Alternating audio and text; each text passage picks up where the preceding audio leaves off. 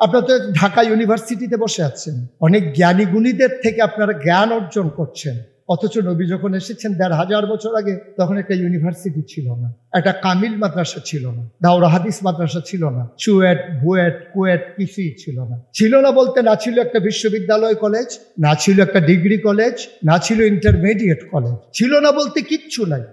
যেমন করে ডাকসুতে, যেমন করে জাকসুতে আমার ছেলেরা জেগে উঠেছে, ছিনিয়ে এনেছে লাল সবুজের পতাকা, ছিনিয়ে এনেছে যেদিন এমন করে গোটা বাংলাদেশের ৫৬,০০০ বর্গ মাইলের ইঞ্চি ইঞ্চি জায়গায় আমার যুবকেরা জেগে উঠবে, আমার মুসলমানের ইসলামের পতাকা আবার আকাশে পথ পথ করে উঠবে, আনন্দের হিল্লুলে বয়ে যাবে গোটা ধরুতে।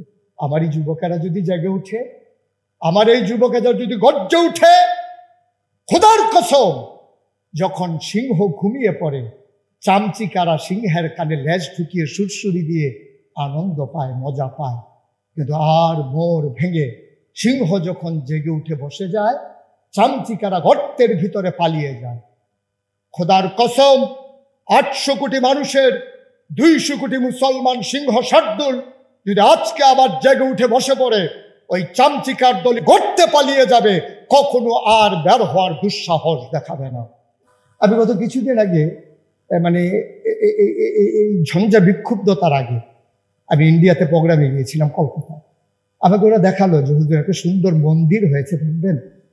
তা আমি সুন্দর মন্দির দেখার জন্য গেলাম। আমি ঘুরে ঘুরে দেখছিলাম, আমাকে আকর্ষিত করেছে একটা সাইনবোর্ড, মন্দিরের গেটের মাঝে লেখা, নিশ্চিন্তে জুতা খুলে আসুন, এটা মন্দির, এটা মসজিদ না, এখানে জুতা চুরি হয় না। ভাবতে পারেন আপনি, গোটা বিশ্বকে সভ্যতা শিখালাম আমরা, স্পেনের কর্ডোবাতে বিজয় নিশান উড়ালাম আমরা, জ্যোতির্বিদ, ইতিহাসবিদ, ভূগোলবিদ, চিকিৎসাবিদ সব জন্ম নিল মুসলমানের ঘরে। আজকে পার্শ্ববর্তী ভারতের হিন্দুরা টিক্কারি মারে, এটা মন্দির, এখানে জুতা চুরি হয় না, মানে মসজিদে জুতা চুরি হয়। আমরা জুতা চোর পর্যন্ত নেমে গেছি। আসুন আত্মমর্যাদা বোধ জাগিয়ে তুলি, আসুন সবাই মিলে শপথ গ্রহণ করি। সুতরাং এই জান আপনার কাছে আমানত, আপনার মাল সম্পদ আপনার কাছে আমানত, আপনার অর্জিত শিক্ষা আপনার কাছে আমানত। আল্লাহর দেয়া আমানত দিয়ে কখনো যদি স্লোগান দেওয়া লাগে, স্লোগান হবে শুধু আল্লাহর পক্ষে। এই স্লোগান কোনো মানব রচিত মতবাদের পক্ষে হতে পারে না। এটাই সিরাত আমাদেরকে মনে করিয়ে দেয়। সম্মানিত উপস্থিতি, আমরা সরাসরি মেহমানদের আলোচনায় চলে যাব।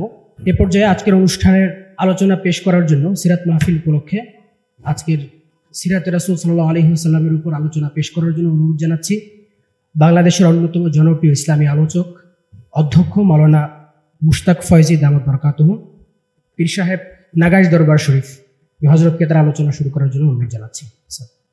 আসসালামু আলাইকুম ওয়া রাহমাতুল্লাহি ওয়া বারাকাতুহু। আলহামদুলিল্লাহ, আল্লাহ তাবারক ওয়া তাআলার দরবারে আমরা লাখো কোটি শুকরিয়া জ্ঞাপন করছি।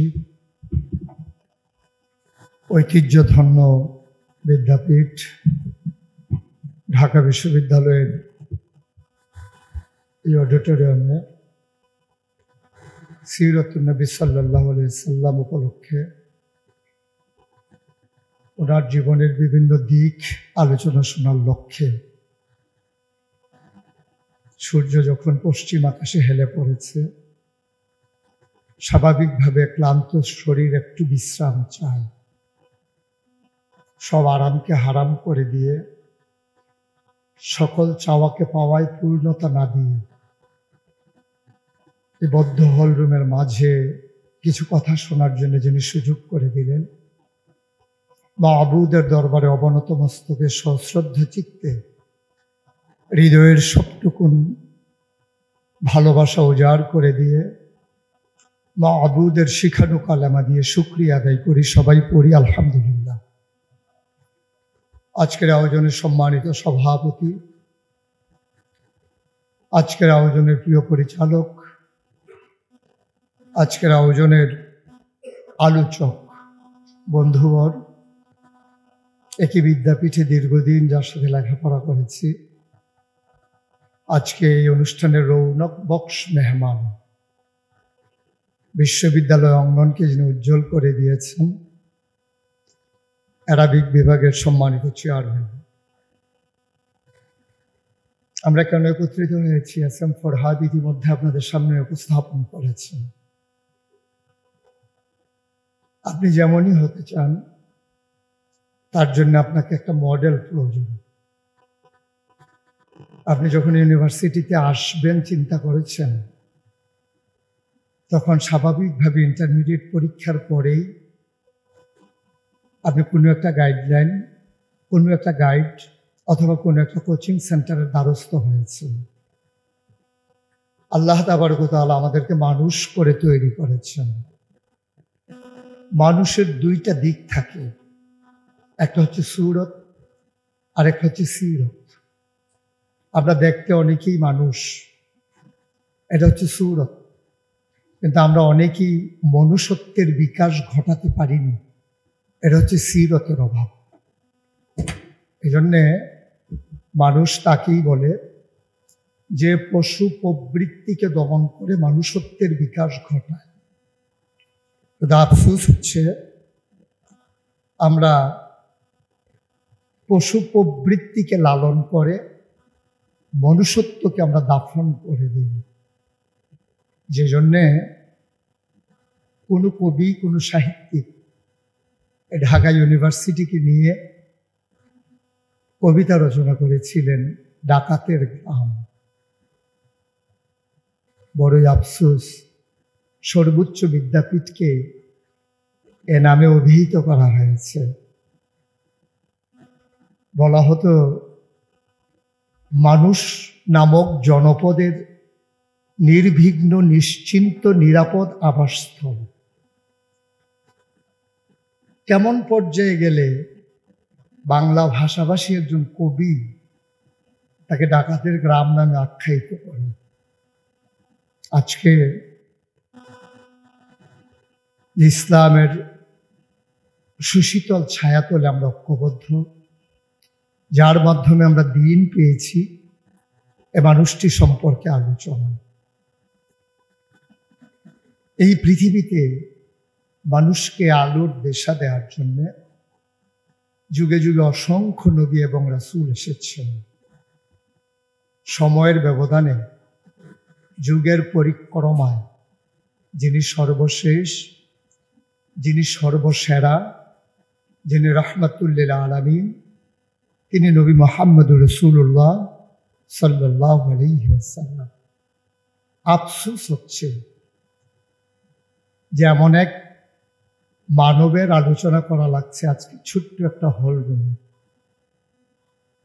জানতে ইচ্ছে করে কেন সোহরাওয়ার্দী উদ্যানে নয়, কেন বাংলাদেশের কোনো একটা আউটডোর স্টেডিয়ামে নয়, রাজপথ বন্ধ করে কনসার্ট হয়, রাজধানীতে জ্যাম লাগিয়ে দেওয়া হয় সংস্কৃতির বিকাশের নামে। যিনি আমাদেরকে সংস্কৃতি শিক্ষা দিলেন, যিনি আমাদেরকে মানুষ করে নতুন করে পরিচয় করিয়ে দিলেন, যিনি হালাল হারামের প্রভেদ তুলে ধরলেন, সে মানুষটিকে আজকে আমরা একটা গণ্ডির ভিতরে আবদ্ধ করে ফেললাম। আমার বিশ্বাস আগামী দিনে বিশাল পরিসরে সময় নিয়ে আয়োজন করে ঘটা করে কোনো এক বড় হল রুমে অথবা ওপেন এয়ার আমরা ইনশাআল্লাহ আলোচনা করব, আলোচনা শুনবো ইনশাআল্লাহ। বন্ধুগণ, একটা মানুষ সম্মানিত হয় চার কারণে: তার বংশ, তার পদ পদবী, তার সূরত, তার সিরত। এ চার কারণে মানুষ মর্যাদার আসনে আসীন হয়।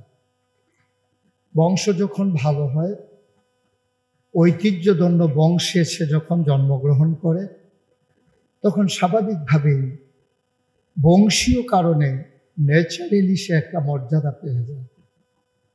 পদ পদবীর কারণে অনন্য উচ্চতায় পৌঁছে যায় সাধারণের মাঝ থেকে। এটাই হচ্ছে স্বাভাবিকতা। খেটে খাওয়া মানুষের সন্তানও যখন কোনো একটা ভালো পর্যায়ে চলে যায়, সবার সাথে হেঁটে চলা, আনন্দে বিভোর থাকা। যুবক যখন অনন্য উচ্চতায় পৌঁছে যায়, তখন গোটা বিশ্বের মানুষ, গোটা মানবতা তাকে স্যালুট জানায়। সেই দৃষ্টিকোণ থেকে আল্লাহ রসুল সাল্লাল্লাহু আলাইহি সাল্লামের জন্য আল্লাহ 3টা বড় বড় উপাধি নির্ধারণ করে দিয়েছেন, যে উপাধিগুলো কোনো নবী রাসূলদের জন্য দেন না। তিনি একাধারে ইমামুল মুরসালিন, তিনি একাধারে খাতামুন নবিয়্যিন, তিনি একাধারে রাহমাতুল লিল আলামিন।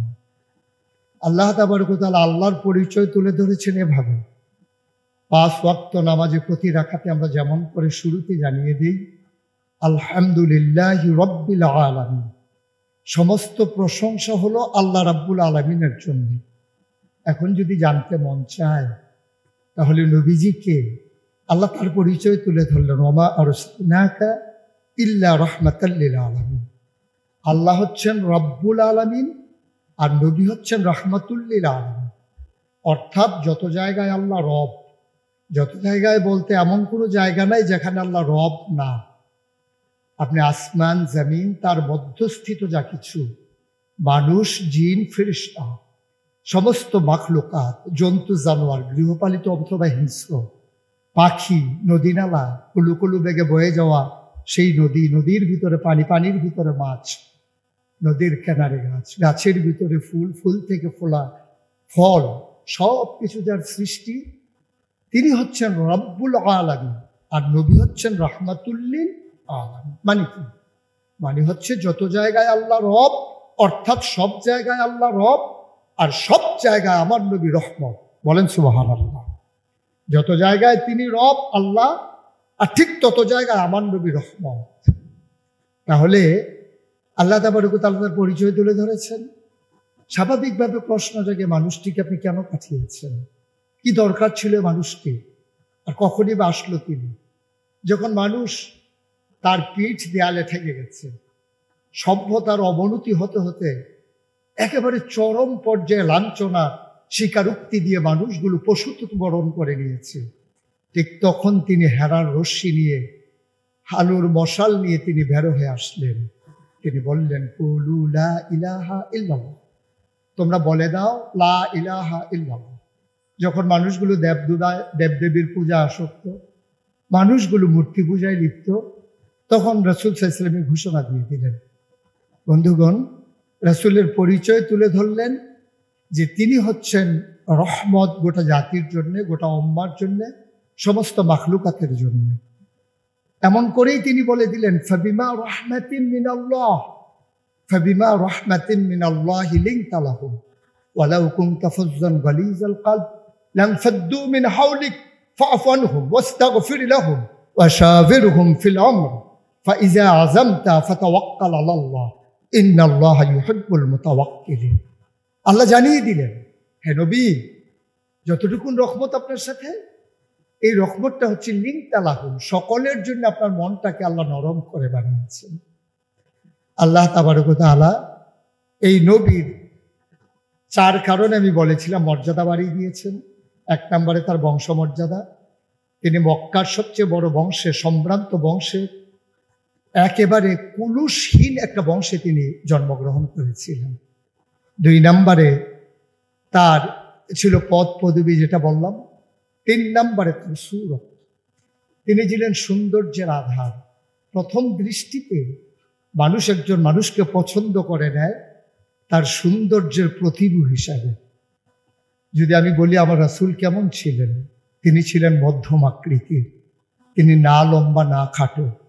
তিনি কখনো বা যখন হাজারো মানুষের সামনে দাঁড়াতেন, বিদায় হজের সময়ে 1,40,000 সাহাবা যখন ময়দানে, তিনি যখন আস্তে করে উঠে দাঁড়ালেন, ওনার চাইতে অনেক লম্বা লম্বা মানুষ থাকার পরেও অবাক বিশ্বে সবাই তাকিয়ে দেখল, সবার উপর দিয়ে যে মানুষটির মাথা মুবারক দেখা যায়, তিনি নবী মুহাম্মদুর রাসূলুল্লাহ সাল্লাল্লাহু আলাইহি ওয়াসাল্লাম। তিনি মধ্যম আকৃতির হওয়ার পরে সবার উপরে তার শির, সবার উপরে তার মাথা। সবাই অবাক বিস্ময়ে তাকিয়ে দেখলেন তার চুলগুলো হালকা হালকা কোঁকড়ানো। তিনি কখনো বা যখন চুলের ভিতরে তৈল দিয়ে আছড়াতেন, অবাক বিস্ময়ে মানুষ তাকিয়ে দেখতেন, মনে হতো চুলের মাঝে যেন মৃদুমন্দ ঢেউ দেখা যায়।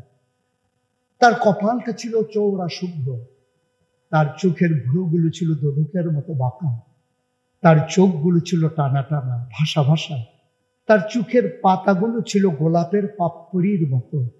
তিনি কখনো বা যখন চোখের পলক ফেলতেন, অবাক বিস্ময়ে মানুষ তাকিয়ে দেখতেন, মনে হতো মৃদুমন্দ বাতাসে গোলাপ পাপড়ি দোল খাচ্ছে।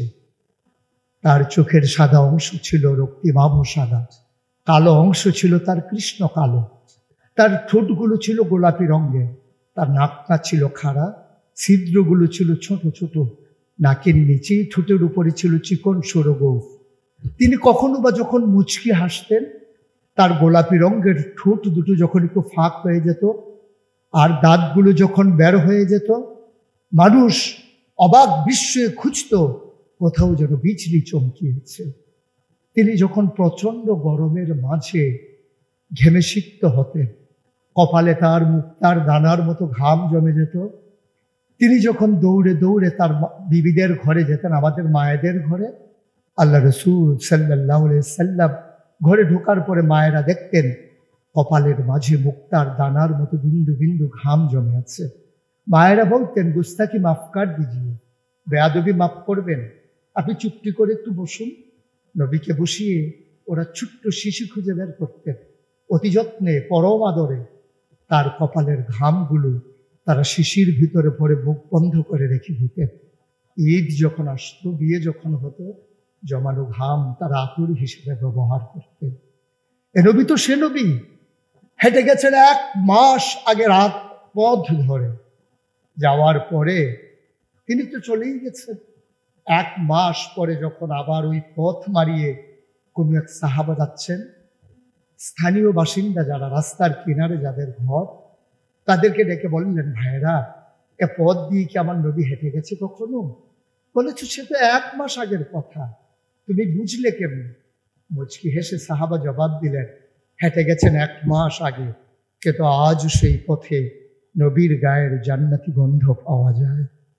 এ আমার নবী, এ আমাদের নবী, আমাদের গর্ভের নবী। কেন পাঠালেন নবীকে? লাকাদ কানা লাকুম ফি রাসূলিল্লাহি উসওয়াতুন হাসানা। তিনি মডেল, তিনি আইডল, তিনি আইকন, তিনি অনুপম আদর্শ, তিনি আমাদের জন্য উসওয়াতুন হাসানা। তিনি পথ দেখিয়েছেন কেমন করে একটা ছেলে তার মায়ের কাছে ভালো সন্তান হতে পারে। তিনি আঙ্গুল দিয়ে দেখিয়ে দিয়েছেন কেমন করে কোনো এক স্ত্রীর কাছে ঈর্ষণীয় স্বামী হতে যায়। তিনি আচরণ করেছেন মা আয়েশার সাথে এমন যে আচরণ আজও যদি কোনো মেয়েরা করে, তাহলে তার স্বামী হবে তার কাছে সেরা স্বামী। শুধু সেই স্বামী তার স্ত্রীর সাথে সেই ব্যবহার করে। আল্লাহ রসুল সাল্লাল্লাহু আলাইহি সাল্লাম আদরের নাতি হাসান হুসেইনের সাথে এমনই মধুর ব্যবহার করেছেন। কেউ যদি সেরা নানা হতে চায়, কেউ যদি সেরা দাদা হতে চায়, সেজন্য নবীজি যে আচরণ করেছে হাসান হুসেইনের সাথে, সেই আচরণ করেছে তার নাতনি নাতনির সাথে, তাহলে সে হয়ে যাবে সেরা নানা। কেউ যদি আদর্শ শিক্ষক হতে চান, কেউ যদি হতে চান উত্তম আদর্শের অনুসারী, তাইলে আল্লাহ রসুল সাল্লাল্লাহু আলাইহি সাল্লামকে আল্লাহ নিজেই জানিয়ে দিলেন যে আমি তো আপনাকে দান করেছি ইন্নাকা লাআলা খুলুকিন আযীম, আপনি হচ্ছেন উত্তম থেকে উত্তমতর চরিত্রের অধিকারী। চরিত্র হচ্ছে 3 রকম, খুলুকুল হাসান, খুলুকুল আযীম, খুলুকুল করিম, খুলুকুল আযীম। খুলুকুল হাসান মানে হচ্ছে আপনাকে একজন গালি দিয়েছে, আপনি হুবহু সেই গালিটা দিয়েছেন। আপনাকে বলেছে তুমি বদ, আপনি বলেছেন আমি না, তুমি বদ, এটা হচ্ছে হাসান। আপনাকে বলেছে তুমি সাংঘাতিক খারাপ, আপনি চুপ মেরে হেঁটে চলে গেছেন মাথা নিচু করে, আপনি হচ্ছেন খুলুকুল করিম। আর আপনাকে বলা হলো তুমি খুব খারাপ মানুষ, আপনি চুপ করে তো চলে গেলেনই, মসজিদে গিয়ে আপনি হাত উঠিয়ে দোয়া করছেন, মাওলা সে হয়তো বুঝিনি, সে যদি বুঝতো আমাকে হয়তো বলতো না, তার জন্য উল্টা আপনি দোয়া করে দেবেন। এটাকে বলে খুলুকুল আযীম, যেটা ইন্নাকা লাআলা খুলুকিন আযীম। আল্লাহ বলছেন, ও নবী, আমি হলাম সর্বোত্তম মর্যাদার অধিকারী, আর আপনি হচ্ছেন সর্বোত্তম চরিত্রের অধিকারী। সুতরাং যার কোনো তুলনা হয় না, তুলনা মেলা ভার, জুড়ি মেলা ভার। আজকে এমন একদল মানুষের সামনে কথা বলছি যাদের ব্যাপারে আল্লাহ কোরআনে বলছেন কুল হাল ইয়াস্তাবিল্লাযীনা ইয়ালামুনা ওয়াল্লাযীনা লা ইয়ালামুন। হে রাসূল, আপনি বলে দেন, যারা জানে যারা জানে না তারা কি এক সমান? আপনারা যাচাই বাছাই উত্তীর্ণ হয়ে জ্ঞানের আকরে আপনারা জ্ঞান অর্জনের জন্য সত্যান্বেষী একদল মানুষ। কিন্তু আমাদেরকে যেভাবে ডাইভার্ট করা হয়, আমাদেরকে যেদিকে ঘুরিয়ে দেওয়া হয়, আমরা নদীর স্রোতের মতো সেদিকেই ঘুরে যাই। কিন্তু আদর্শ মানব সেই যে নদী স্ট্রেট চলতে জানে, বাধা আসবে যেখানে, লড়াই হবে সেখানে, সেই হচ্ছে আদর্শ মানুষ। যে কখনো বাঁক ফিরায় না, সময়ের তালে স্রোতের সাথে গা ভাসিয়ে দেয় না, যে কখনো প্রেক্ষাপট বাছাই করে তার নিজের মর্যাদাকে বেছে নেয় না। সুতরাং আসুন আমরা সবাই মিলে সে সোনার মানুষ হয়ে যাই, যে সোনার মানুষের জন্যে নবী করিম সাল্লাল্লাহু আলাইহি সাল্লাম এসেছিলেন। আপনারা তো ঢাকা ইউনিভার্সিটিতে বসে আছেন, অনেক জ্ঞানী গুণীদের থেকে আপনারা জ্ঞান অর্জন করছেন। অথচ নবী যখন এসেছেন ১৫০০ বছর আগে, তখন একটা ইউনিভার্সিটি ছিল না, একটা কামিল মাদ্রাসা ছিল না, একটা দাওরা হাদিস মাদ্রাসা ছিল না, চুয়েট বুয়েট কুয়েট কিছুই ছিল না। ছিল না বলতে, না ছিল একটা বিশ্ববিদ্যালয় কলেজ, না ছিল একটা ডিগ্রি কলেজ, না ছিল ইন্টারমিডিয়েট কলেজ, ছিল না বলতে কিচ্ছু নাই। উচ্চ বিদ্যালয় নাই, প্রাইমারি নাই, প্রি প্রাইমারি নাই, গণশিক্ষা নাই, নৈশ শিক্ষা নাই, বলতে কিছুই নেই। প্রিন্ট মিডিয়া নাই, ইলেকট্রনিক্স মিডিয়া নাই, ল্যান্ডফোন নাই, মোবাইল ফোন নাই, কুরিয়ার সার্ভিস নাই, নেটের কানেকশন নাই, সংযোগ নাই, নাই বলতে কিছুই নেই। কুরিয়ার সার্ভিস নাই, পোস্ট অফিস নাই, রাষ্ট্রীয় অবকাঠামো নাই, যেখানে রাজধানী নাই, রাজপথ নাই, যেখানে রাজনীতি নাই, নাই বলতে কিছুই নেই। না ছিল প্রেসিডেন্ট, না ছিল প্রধানমন্ত্রী, না ছিল জেলা প্রশাসক, না ছিল এসপি, না ছিল রাষ্ট্রীয় অবকাঠামো, জেলা উপজেলা গ্রাম ওয়ার্ড বলতে কোনোই ছিল না। মানুষ ছিল পশুর চাইতে নিকৃষ্ট। তিনি আসলেন, তিনি মানুষকে জাগালেন, তিনি আর মোর ভেঙে সবার ঘুম ভাঙিয়ে দিলেন। তিনি চিৎকার করে জানিয়ে দিলেন, তুমি যদি বাংলাদেশের মতো একটা দেশে বাস করো তাহলে তুমি বাংলাদেশি, যদি তুমি আরবিতে কথা বলো তুমি আরবি। সুতরাং তুমি দেশগত কারণে তুমি বাংলাদেশি। আমি বাংলাদেশের প্রেক্ষাপটে বলছি, আপনি বাংলায় কথা বলেন বলে বাঙালি, বাংলা ভূখণ্ডে অবস্থান করেন বলে বাংলাদেশি। আপনার জন্যে খাবারের মেনু যাই হোক, আপনার ভাষা যাই হোক, কিন্তু আপনার মূল পরিচয় বাঙালি নয়, আপনার মূল পরিচয় বাংলাদেশি নয়, আপনার মূল পরিচয় ভূখণ্ডের সাথে আবদ্ধ হতে পারে না। আপনি বিশ্বমায়ের সন্তান, আপনার পরিচয় ইন্নানী মিনাল মুসলিমিন, আমি মুসলমান। আমি যেখানেই যাব আমি মুসলমান। বাংলায় কথা বললো আমি মুসলমান, আরবিতে কথা বললো আমি মুসলমান। ভুইয়া চৌধুরী, সরকার, খনকার, পেশকা, স্বর্ণকার, দফাদার, কন্ট্রাক্টর, যেভাবেই আপনি আপনাকে ভূষিত করেন, আপনি মন্ত্রী, আপনি এমপি, আপনি ইউনিভার্সিটির প্রফেসর, কিন্তু দিন শেষে আপনার পরিচয় ইন্নানী মিনাল মুসলিমিন, আমি মুসলমান। আপনি সে নজরানা পেশ করবেন। সূরা তাওবার ১১১ নম্বর আয়াতে আল্লাহ যা মনে করিয়ে দিয়েছেন, ইন্নাল্লাহা ইশতারা মিনাল মুমিনিনা আনফুসাহুম ওয়া আমওয়ালাহুম বিআন্না লাহুমুল জান্নাহ। আপনি আপনার জান আর মাল আল্লাহর রাহে বিক্রি করে দিয়েছেন, বিনিময়ে আপনি জান্নাত বেছে নিয়েছেন। সুতরাং এই জান আপনার কাছে আমানত, আপনার মাল সম্পদ আপনার কাছে আমানত, আপনার অর্জিত শিক্ষা আপনার কাছে আমানত। আল্লাহর দেয়া আমানত দিয়ে কখনো যদি স্লোগান দেওয়া লাগে, স্লোগান হবে শুধু আল্লাহর পক্ষে। এই স্লোগান কোনো মানব রচিত মতবাদের পক্ষে হতে পারে না। এটাই সিরাত আমাদেরকে মনে করিয়ে দেয়। আমি মনে করি ৩১৩ জন সাহাবা বদরের প্রান্তরে যেদিন পাঞ্জা লড়েছিলেন, হিম্মত করে যেদিন তারা বলেছিলেন পতাকা শুধু একটাই উড়বে, কলেমা খচিত পতাকা, এর বাইরে মুসলমান কিছুই মানে না। একটা অসম যুদ্ধ হলো বদরের প্রান্তরে। মাত্র ৩১৩ জন, বোখা নাঙ্গা, অস্ত্র নাই, শস্ত্র নাই, বর্ম পরিহিত নাই। বিপরীতে ১০০০ বীর যোদ্ধা বাছাই করা দাঁড়িয়ে গেল বিপরীত প্রান্তে। ওরা অস্ত্রে শস্ত্রে সজ্জিত, বর্ম পরিহিত, খাপের ভিতরে তরবারি, পিঠের ভিতরে তীর ধনুক, এক হাতে বর্ষা তো আরেক হাতে ডাল। এর মাঝে ৩১৩ জন সাহাব যখন দাঁড়িয়ে গেলেন, তেজদীপ্ত প্রাণ, ইমানদীপ্ত প্রাণ।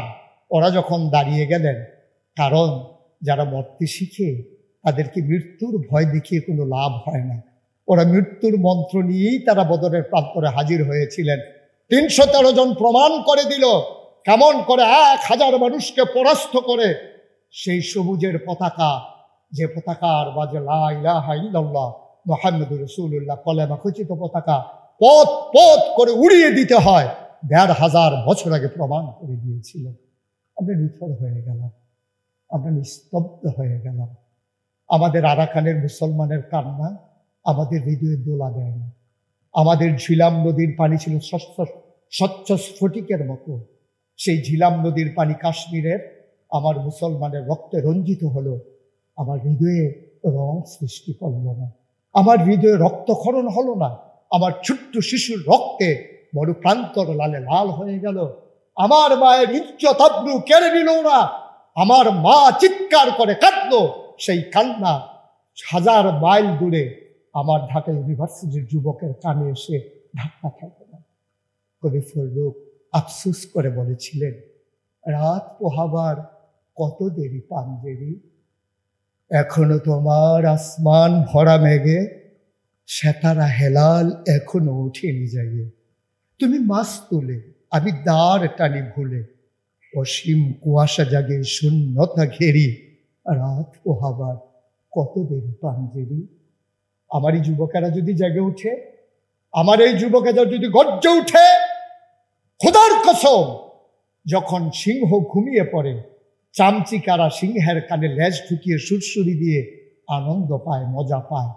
কিন্তু আর মোর ভেঙে সিংহ যখন জেগে উঠে বসে যায়, চামচিকারা গর্তের ভিতরে পালিয়ে যায়। খোদার কসম, 800 কোটি মানুষের 200 কোটি মুসলমান সিংহ শার্দুল যদি আজকে আবার জেগে উঠে বসে পড়ে, ওই চামচিকার দল ইহুদি খ্রিস্টান বৌদ্ধ নাসারা অন্যান্য ধর্মাবলম্বী চামচিকারা গর্তে পালিয়ে যাবে, কখনো আর বের হওয়ার দুঃসাহস দেখাবে না। সে স্বপ্ন দেখি আমি। স্বপ্ন তো তাই হয় যা ঘুমিয়ে ঘুমিয়ে দেখা হয় না, যা আমাকে ঘুমোতে দেয় না। ঘুম থেকে মাঝে মাঝে চমকে উঠি, থমকে দাঁড়াই, আশ্চর্যান্বিত হয়ে জানতে চাই কখন মুসলমানদের এই দুর্দশার দিন শেষ হবে। জবাব খুঁজে পাই, যেমন করে ডাকসুতে, যেমন করে জাকসুতে আমার ছেলেরা জেগে উঠেছে, ছিনিয়ে এনেছে লাল সবুজের পতাকা, ছিনিয়ে এনেছে যেদিন এমন করে গোটা বাংলাদেশের 56,000 বর্গ মাইলের ইঞ্চি ইঞ্চি জায়গায় আমার যুবকেরা জেগে উঠবে, আমার মুসলমানের ইসলামের পতাকা আবার আকাশে পথ পথ করে উঠবে, আনন্দের হিল্লুলে বয়ে যাবে গোটা ধরুতে। সবার জন্য দোয়া করি, সবার কাছে দোয়া চাই, সবাই মিলে শপথ নেই, আসুন নবীর জীবনে নিজের জীবনে ধারণ করে, নবীর জীবনকে নিজের জীবনে ধারণ করে আমরা অনন্য নজির স্থাপন করি। আমি গত কিছুদিন আগে মানে এই ঝঞ্ঝা বিক্ষুব্ধতার আগে আমি ইন্ডিয়াতে প্রোগ্রামে গিয়েছিলাম, কলকাতায়। আমাকে ওরা দেখালো যে হুজুর একটা সুন্দর মন্দির হয়েছে, দেখবেন। তা আমি সুন্দর মন্দির দেখার জন্য গেলাম। আমি ঘুরে ঘুরে দেখছিলাম, আমাকে আকর্ষিত করেছে একটা সাইনবোর্ড, মন্দিরের গেটের মাঝে লেখা, নিশ্চিন্তে জুতা খুলে আসুন, এটা মন্দির, এটা মসজিদ না, এখানে জুতা চুরি হয় না। ভাবতে পারেন আপনি, গোটা বিশ্বকে সভ্যতা শিখালাম আমরা, স্পেনের কর্ডোবাতে বিজয় নিশান উড়ালাম আমরা, জ্যোতির্বিদ, ইতিহাসবিদ, ভূগোলবিদ, চিকিৎসাবিদ সব জন্ম নিল মুসলমানের ঘরে। আজকে পার্শ্ববর্তী ভারতের হিন্দুরা টিক্কারি মারে, এটা মন্দির, এখানে জুতা চুরি হয় না, মানে মসজিদে জুতা চুরি হয়। আমরা জুতা চোর পর্যন্ত নেমে গেছি। আসুন আত্মমর্যাদা বোধ জাগিয়ে তুলি, আসুন সবাই মিলে শপথ গ্রহণ করি, যেমন করে 1500 বছর আগে মুসলিম সেনাপতি আল্লাহ রসুল যখন বলেছিলেন, বাল্লিগু আন্নি ওয়ালাউ আয়া, পৌঁছিয়ে দাও দূর প্রান্তে আমার কথাগুলো। বাড়িতে যাওয়ার সময় পাননি, ঘোড়ায় সফর করে চলে গেলেন দিক দিগন্তে, জনপদের পর জনপদ বিজয় করে সমুদ্রের কিনারে পৌঁছে গেলেন। ঘোড়ার সামনের পা দুটো পানিতে নামিয়ে দিলেন। লোকজনকে জিজ্ঞেস করলেন, এই সমুদ্রের ওই পারে কি আছে? আমরা জানি না কি আছে। আল্লাহ তুমি সাক্ষী থাকো, ওরা যদি বলতো সমুদ্রের ওই কিনারে আরেকটা জনপদ আছে, খোদার কসম আমি সেনাপতি, আমি এই জলভূমি পাড়ি দিয়ে, সমুদ্র পাড়ি দিয়ে আমি ওই কিনারে চলে যেতাম দিনের দাওয়াত দেওয়ার জন্য। সুতরাং দায়িত্ব আমাদের অনেক। বিশ্রাম নেবার সময় কোথায়? আমাদের সময় তো নাই বিশ্রাম নেওয়া।